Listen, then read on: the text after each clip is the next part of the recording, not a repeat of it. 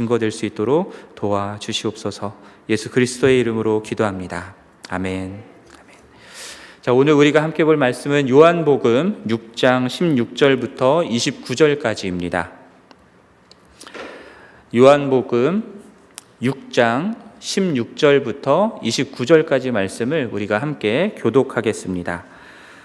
저물매 제자들이 바다에 내려가서 배를 타고 바다를 건너 가버나움으로 가는데 이미 어두웠고 예수는 아직 그들에게 오시지 아니하셨더니 큰 바람이 불어 파도가 일어나더라. 제자들이 노를 저어 10여리쯤 가다가 예수께서 바다 위로 걸어 배에 가까이 오심을 보고 두려워하거늘 이르시되 내니 두려워하지 말라 하신대 이에 기뻐서 배로 영접하니 배는 곧 그들이 가려던 땅에 이르렀더라. 이튿날 바다 건너편에 서 있던 무리가 배 한 척 외에 다른 배가 거기 없는 것과 또 어제 예수께서 제자들과 함께 그 배에 오르지 아니하시고 제자들만 가는 것을 보았더니 그러나 디베랴에서 배들이 주께서 축사하신 후 여럿이 떡 먹던 그곳에 가까이 왔더라. 무리가 거기에 예수도 안 계시고 제자들도 없음을 보고 곧 배들을 타고 예수를 찾으러 가버나움으로 가서 바다 건너편에서 만나 랍비여 언제 여기 오셨나이까 하니 예수께서 대답하여 이르시되 내가 진실로 진실로 너희에게 이르노니 너희가 나를 찾는 것은 표적을 본 까닭이 아니요 떡을 먹고 배부른 까닭이로다. 썩을 양식을 위하여 일하지 말고 영생하도록 있는 양식을 위하여 하라. 이 양식은 인자가 너희에게 주리니 인자는 아버지 하나님께서 인치신 자니라. 그들이 묻되 우리가 어떻게 하여야 하나님의 일을 하오리까?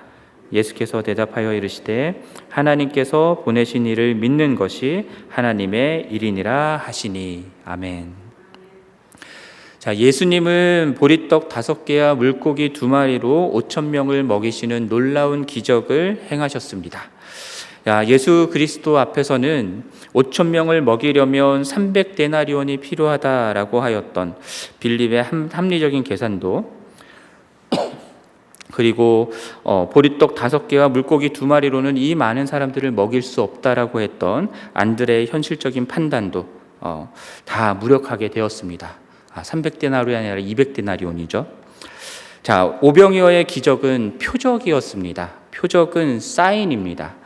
도로 표지판에 있는 그 사인들을 보면은 우리가 어떤 길이 나오게 되고 어디로 가게 되는지를 알게 되는 것처럼 예수께서 행하신 표적들을 보면은 예수가 누구이신지를 알게 되는 것이죠. 예수가 누구이십니까? 하나님이십니다. 사도 요한은 지금 그것을 증거하기를 원하는 것입니다. 오병이어의 기적을 경험한 사람들은요, 예수께서 행하신 이 표적을 보고는 예수가 참으로 세상에 오실 그 선지자다라는 고백을 하고 판단하게 됩니다. 그래서 그를 억지로 붙들어서 그들의 임금이 되게 하려고 했다라고 어제 본문에서 마지막 부분에서 말씀하죠. 그런데 예수님은 그들을 피해서 혼자 산으로 가버리셨습니다. 다른 본문에서는 기도하러 산에 올라갔다라는 내용들이 나오는데요. 예수가 하나님이 보내신다고 하셨던 세상에 오실 그 선지자 맞습니다. 예수가 온 세상을 다스리는 왕이시고 임금인 것도 맞습니다. 그런데 예수님은 그를 억지로 왕으로 삼고자 하는 사람들을 피해 산으로 가셨다라는 것이죠. 왜 그러셨을까요? 어제 장하중 목사님이 말씀하신 것처럼 예수를 왕으로 삼고자 하는 그들의 동기가 잘못됐기 때문입니다. 오늘 본문에서도 사람들이 예수님을 찾아오죠. 그러한 사람들에게 예수님은 그들이 예수님을 찾는 동기가 잘못되었다라는 것을 분명하게 드러내십니다. 오늘 본문 속에서 그러한 사람들이 갖고 있었던 잘못된 동기가 무엇이고, 그리고 우리가 예수 그리스도를 믿고 영접한다라고 할 때에 그 믿는다라는 것이 구체적으로 무슨 의미인가라고 하는 것을 우리가 함께 생각해 보기를 원합니다. 먼저 오늘 본문은 크게 둘로 나뉠 수 있는데요. 16절부터 21절까지의 사건이 나오고요. 그리고 22절부터 29절까지의 내용이 나옵니다. 16절부터 21절까지의 내용을 보면은 저물어서 제자들이 갈릴리 바다로 내려가죠. 배를 타고 바다를 건너 가버나움으로 가기 위함이었습니다. 마태복음 14장과 마가복음 6장에서도 동일한 사건을 이야기하는데요. 그 기록을 보면은 예수님이 그들을 먼저 건너편으로 가라라고 말씀을 하셨기 때문에 이들이 그 말씀에 순종해서 지금 배를 타러 바다로 내려온 것임을 알 수 있습니다. 그런데 날이 이미 어두워졌다라고 말씀하죠. 갈릴리 바다는 해수면보다 약 600피트 정도가 낮다라고 합니다. 그리고 산으로 둘러져 있기 때문에 일종의 컵처럼 돼 있는 모양입니다. 날이 어두워지면 공기가 식죠. 그러면은 서쪽에 있는 산으로부터 호수 쪽으로 강한 바람이 불기 시작한대요. 그래서 파도가 일어나는 일들이 많이 있다라고 합니다. 제자들이 노를 저어서 가버나움으로 가고 있는 상황인데 그게 바로 서쪽을 향해서 가는 것이거든요. 그래서 바람을 거슬러서 가야 하는 형국이고요. 그래서 이들이 아무리 노를 저어 가도 빨리 나아갈 수가 없었던 것을 우리가 알 수 있습니다. 자, 돛을 이용해서 나갈 수는 없었겠죠. 바람이 거슬러서 부니까 반대로 가니까요. 그래서 이들은 노를 저어서 갈 수밖에 없었고요. 그렇게 새벽녘까지 열심히 노를 저어서 갔음에도 불구하고 오늘 본문에서는 10열이라고 나와 있는데 약 5에서 6km 정도밖에는 가지 못했습니다. 이것을 다 건너려면 적어도 8km 또는 12km 정도를 건너야 한다라고 하는데요. 한 중간 지점까지 정도밖에 못 온 것입니다. 자, 그때 예수께서 바다 위로 걸어서 배로 오시죠. 가까이 오셨다는 거예요. 그것을 보고는 제자들이 두려워했습니다. 빛도 없는 어두운 바다였을 것이고요. 근데 거기에 느닷없이 사람 형체가 물 위를 걸어가고 있으니까 얼마나 무서웠겠습니까? 마태복음을 보고 마가복음을 보면은 유령이다라고 제자들이 생각을 해서 무서워했다라는 기록이 되어 있습니다. 제가 잠깐 딴소리긴 하지만 제가 오늘 새벽 3시쯤 교회를 왔거든요. 그리고 사무실에 앉아서 이제 말씀 준비하고 뭐 이런 것들을 하고 있었는데 갑자기 교회 바깥에서 뭐 이렇게 이런 게 떨어지는 팅그랑 하는 소리가 바깥에서 들리는 거예요. 그래서 제 가슴도 함께 철렁했습니다. 아무도 없어야 되는데 누군가 있나 하고 생각이 들어가지고 밖에 나가서 둘러보면서도 이러다가 누구랑 마주치면은 시겁하겠다라는 생각을 하면서 겁이 나더라고요. 다행히 아무도 없기는 했습니다. 뭐 때문에 그런 소리가 들렸는지 모르겠지만 뭔가가 떨어진 것 같기는 해요. 아무튼 제가 무서워가지고 사무실로 돌아와가지고 문을 잠궈놓고 있었습니다. 아무튼 제자들도 이런 두려운 마음이 들었겠죠. 유령인 줄 알고서 무서워서 소리를 질렀다라고 되어 있고요. 그런 제자들에게 예수님이 이렇게 말씀을 하십니다. 내니 두려워하지 말라. 20절에서 말씀하죠. 여기서 예수님이 나다라고 얘기한 거거든요. 내니, 나니까 두려워하지 말라라고 얘기하신 거거든요. 헬라어 표현으로는 에고 에임이라고 하는 표현입니다. 출애굽기 3장에서 여호와 하나님이 모세에게 자기 자신이 누구인지를 말씀해 주실 때 뭐라고 말씀하셨는지 기억하시죠? 나는 스스로 있는 자다라고 하실 때 그 표현이 바로 에고 에임이 바로 이 표현과 맞닿아 있는 표현입니다. 그래서 이것을 이렇게 내니라고 말씀하신 부분에는 예수님이 하나님이시다라고 하는 그 의미가 담겨 있다라고 우리가 이해할 수 있습니다. 자, 요한은 예수님이 배를 타고 온 게 아니라는 사실을 강조해서 이 사건 속에 기록하고 있는데요. 일단은 여러분 17절 말씀 보면은 예수는 아직 그들에게 오지 아니하셨다라고 말씀하죠. 그러니까 예수님이 제자들과 함께 간 것이 아니다라는 사실을 말하고 있는 겁니다. 큰 바람이 불고 파도도 거세게 일어나고 있는 바다를 건널 때 12제자가 노를 저어 간다고 해도 힘겹게 겨우 가고 있는 상황인데 예수님 혼자서 배를 타고 갈 수 있었던 상황도 아니다라는 것을 말해주는 부분도 나오고요. 그리고 22절부터 24절까지 나오는 내용들을 보면은 예수님을 따라 찾았던 무리들도 예수님이 제자들과 함께 가지 않았다라는 사실을 알고 있었다라는 사실을 요한은 기록하고 있습니다. 자, 이렇게 요한이 이러한 기록들을 통해서 우리들에게 전달하고 푼 그것이 무엇이었겠습니까? 예수님은 진짜로 무리를 걸어서 제자들에게 갔다라는 사실을 말하고자 했던 것이죠. 예수님이 무리를 걸은 이 사건은요, 인간이 조작하거나 만들어낸 이야기가 아니라 진짜라는 사실을 요한이 강조하고 싶었던 것입니다. 바다를 걸어서 제자들에게 오시는 예수님은요, 자연 법칙을 초월하시는 분이셨습니다. 큰 바람이 불고 파도가 일어났는데 마태복음과 마가복음에서는 예수님이 배에 오르자 그 바람이 잔잔해졌다라고 표현하고 있거든요. 그 모든 것들을 잠잠케 하시는 예수님은 온 세상을 다스리는 분이 맞죠. 그런 분이시다라는 것을 말하는 것입니다. 그러므로 오늘 본문의 이 사건도요, 16절부터 21절에 나오는 이 사건도 예수가 누구인가를 우리들에게 보여주는 표적입니다. 예수가 하나님이시다라는 사실을 우리에게 가르쳐주는 표적인 것이죠. 마가복음을 보면은 밤새 힘겹게 노를 저으며 고생했던 제자들의 마음이 둔하여졌다라는 표현이 나오는데, 이 사건을 통해서 그 둔하여졌던 제자들의 마음이 심히 놀라면서 예수가 누구인지를 다시금 발견하게 됐고요. 그리고 마태복음을 보면은 제자들은 이 표적을 통해서 놀랄 뿐만 아니라 이분이 하나님의 아들이시구나라는 고백을 하게 되는 것을 보게 됩니다. 이렇게 예수가 하나님이신 것을 깨달은 자들은 어떻게 반응하는가? 그것이 21절에 나오는 제자들의 반응입니다. 기뻐서 배로 영접하는 일을 하는 것이죠. 그리고 곧 그들이 가려던 땅에 이르렀다라고 요한은 기록을 마칩니다. 자, 제자들은 예수님이 내니 두려워하지 말라라고 말씀을 하시니까 기쁨으로 그 예수 그리스도를 배로 영접해 드렸습니다. 제자들은 예수님이 정말로 예수님이 맞으시면 이 바람을 잠잠케 해주시면 우리가 영접하겠습니다, 이게 아니라 내니 두려워하지 말라라고 말씀하시는 그분이 예수님이구나라는 사실을 알자마자 그분을 영접했고요. 그분이 영접해서 배에 오르자마자 바다가 잠잠해지는 일이 일어났던 것이죠. 근데 22절부터 29절까지 나오는 내용들을 보면은 예수 그리스도를 영접하는 이 제자들의 모습과는 상반되는 무리들의 모습들이 나옵니다.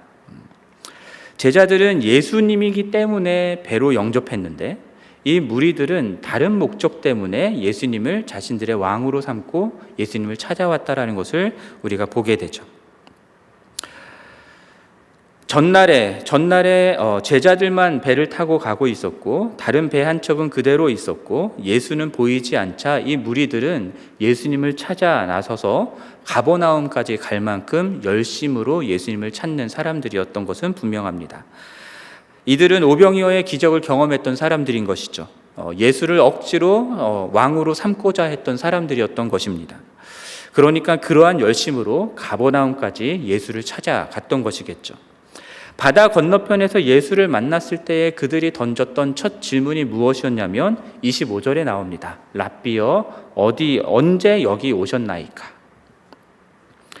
예수가 바다를 걸으시고 그리고 바람을 잠잠케 하실 수 있는 자연을 초월하시고 자연을 다스리는 하나님이다라는 사실을 드러내는 이 표적은요, 제자들에게만 허락됐던 것이고 이 무리들에게는 허락되지 않았던 것입니다. 오직 제자들만이 이 표적을 통해서 예수가 정말 하나님의 아들이시다라는 사실을 고백하게 된 것이죠. 이들에게 표적으로 나타내지 않으신 중요한 이유가 있습니다. 왜냐하면 이들은 그 표적을 보아도 예수가 누구이신지를 알 수 없었기 때문입니다. 이것은 26절에서 이들이 예수님을 찾아온 동기가 무엇인지를 예수님이 고스란히 드러내시는 그 구절을 통해서 우리가 알 수 있는데요.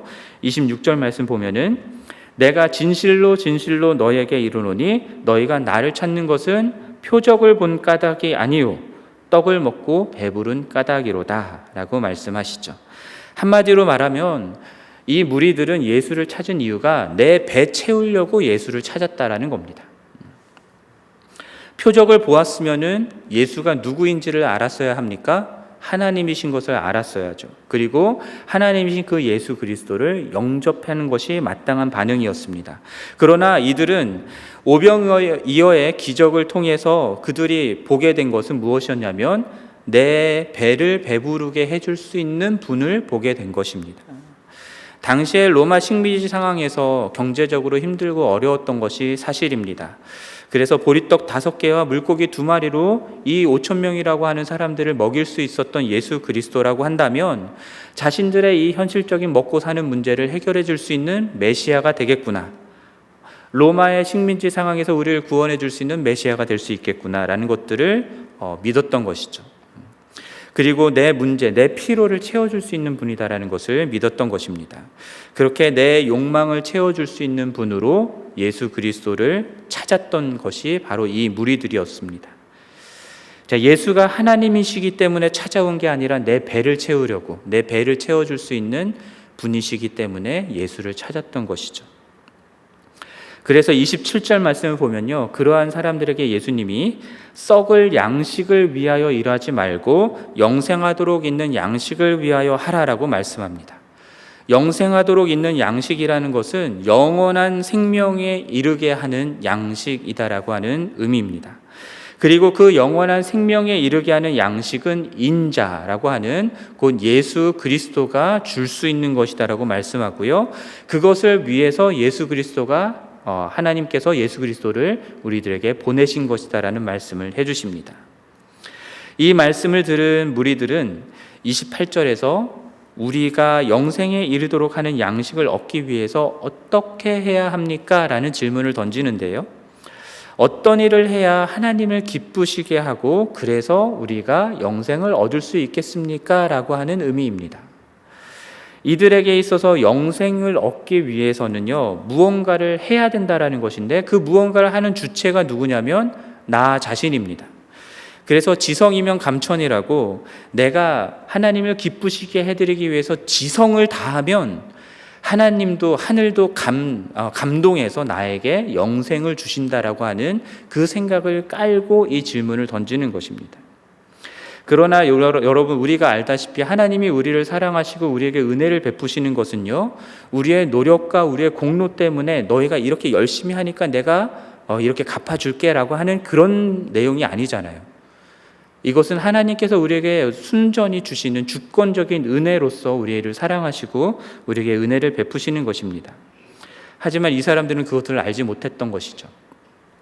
게다가 이들은요, 하나님을 기쁘시게 하는 것에 초점이 맞춰져 있는 것이 아니라 하나님을 기쁘시게 하면 내가 무엇을 얻게 됩니까? 영생을 얻게 된다라는 것에 초점이 맞춰져 있다라는 거예요.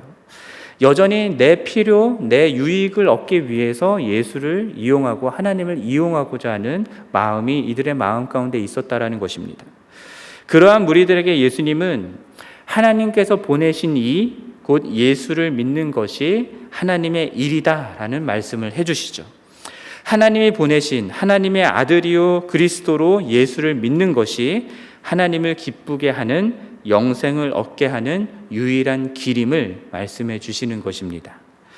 요한복음에서 예수를 믿는다라고 하는 것은요, 그냥 단순히 예수를 믿는다라고 하는 그런 차원이 아니라 예수 그리스도를 사랑하고 예수 그리스도의 말씀에 순종한다라고 하는 의미를 담고 있습니다. 하나님이신 예수를 사랑하고 따라서 그 말씀에 순종하는 것, 그것이 이 예수를 믿는다라고 하는 의미라는 것이죠. 사랑하는 것에는 조건이 붙어서는 안 됩니다.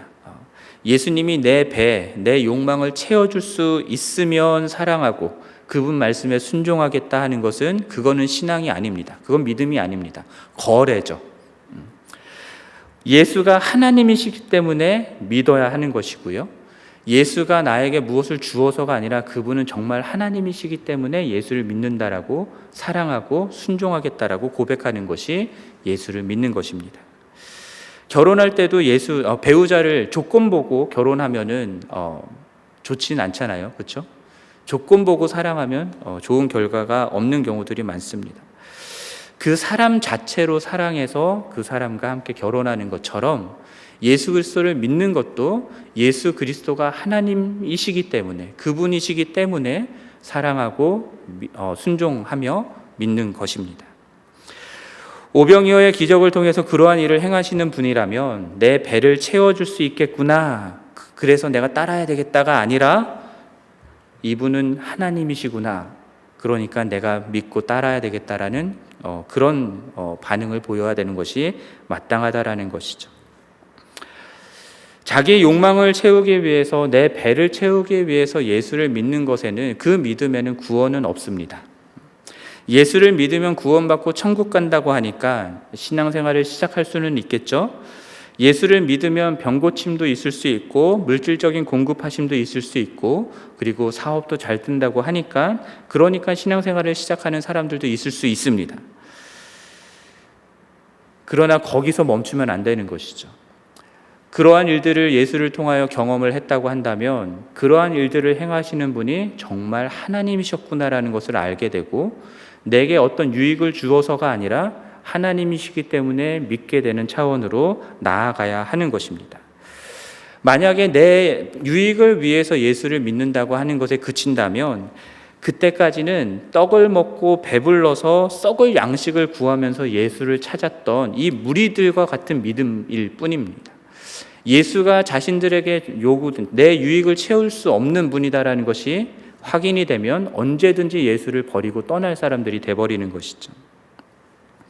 내가 얻을 유익 때문이 아니라 예수가 하나님이시고 하나님이 보내신 그리스도이시기 때문에 기쁨으로 영접하는 믿음, 이 믿음이 하나님을 기쁘시게 하는 참 구원을 얻는 믿음이다라는 것을 기억하시기 바랍니다. 예수의 복음을 전할 때도 마찬가지죠. 여러분, 우리가 예수의 복음을 전할 때에도 예수를 믿으면 이런 유익이 있어 라고 하면서 사람들을 교회로 이끌어 가려는 게 아니라 예수는 하나님이시다라는 것을 우리가 증거해야 하는 것입니다. 그 예수가 누구이시기 때문에 당신은 그분을 영접해야 된다라는 것을 증거해야 하는 것이죠. 그러므로 우리가 기쁨으로 영접한 하나님의 아들이고 그리스도이신 이 예수를 우리가 사랑하고 순종하며 믿는 은혜가 있기를 원하고요.